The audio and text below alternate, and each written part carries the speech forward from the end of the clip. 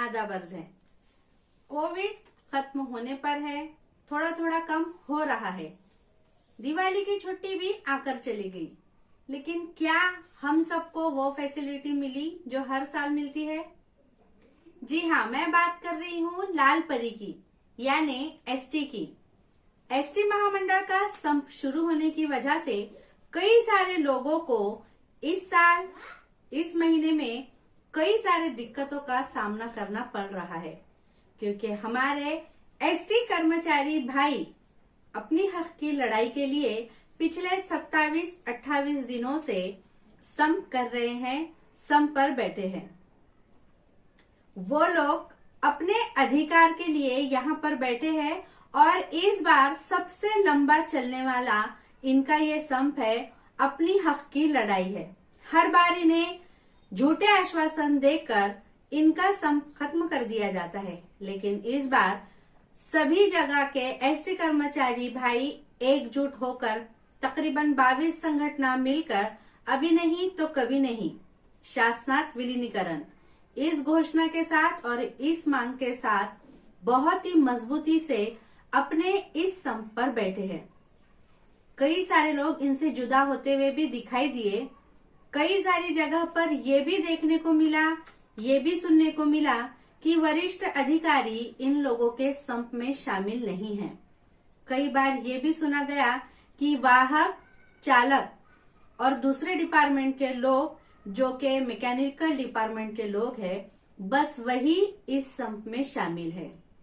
कई सारी जगह पर वरिष्ठ अधिकारियों में से भी कई लोग इस संप में देखने को मिले, लेकिन सभी वरिष्ठ अधिकारी इन सब में शामिल नहीं हैं।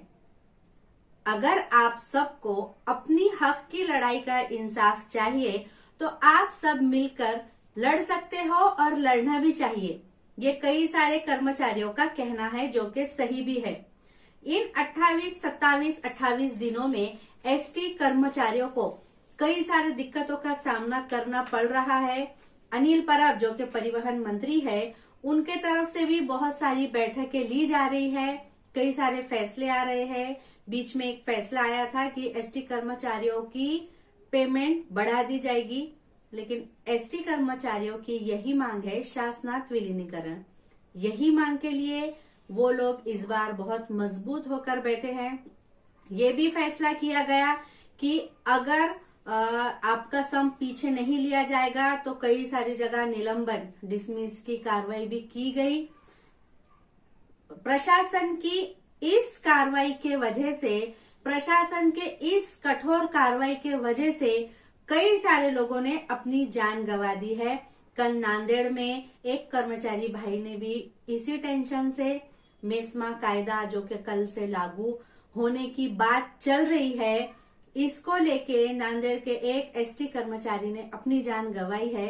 कई सारे लोगों ने इस साल, इस बार की अपनी हक की लड़ाई होने के बावजूद कई सारे एसटी कर्मचारियों ने अपनी जान गंवा दी है।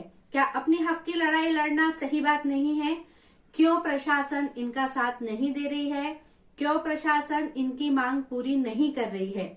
एसटी कर्मचारियों का कहना यह है, जब हम शासन में है ही नहीं तो मेस्टा कायदा हम पर लागू होता नहीं है।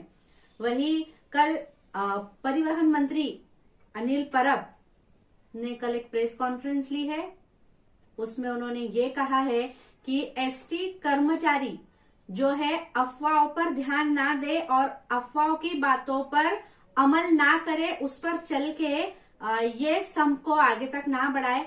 अनिल परब ने उसमें ये भी जिक्र किया है कि एसटी कर्मचारियों को ये गलतफहमी है कि अगर 60 दिन के ऊपर अगर इनका संप चलता है तो मुख्यमंत्री को राजीनामा देना होगा। ये गलत बात है, ये अफवाह है।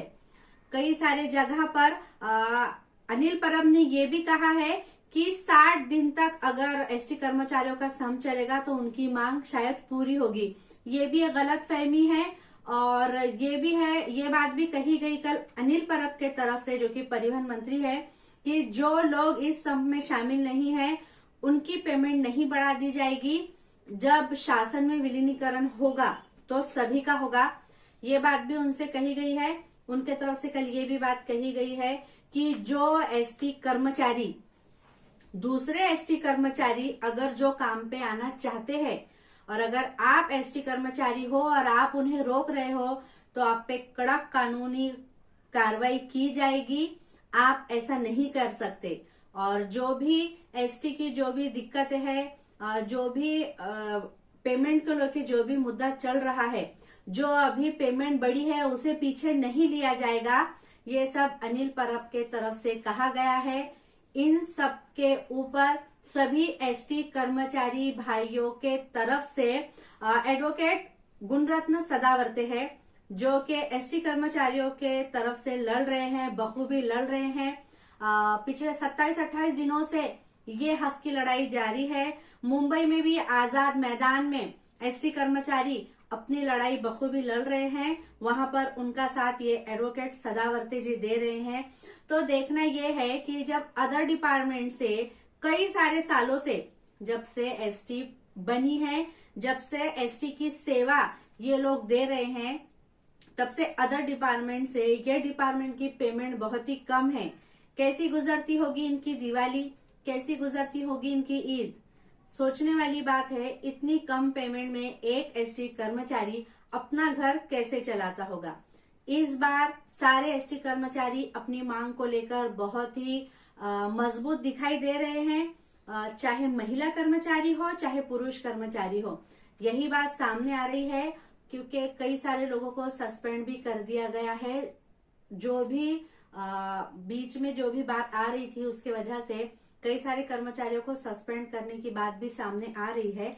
लेकिन इस बार एसटी कर्मचारी अपने बात पर पक्के खड़े हुए हैं। अपनी हक की लड़ाई के लिए सारे मिलकर खड़े हुए हैं। अभी नहीं तो कभी नहीं, यही घोषणा एसटी महामंडल में सुनने को मिल रही है। इस बार उनका कहना यह है कि अपनी हक की लड़ाई वो बखूबी लड़ेंगे और उन्हें ये विश्वास है कि हम अपनी इस हक की लड़ाई को जरूर जीतेंगे।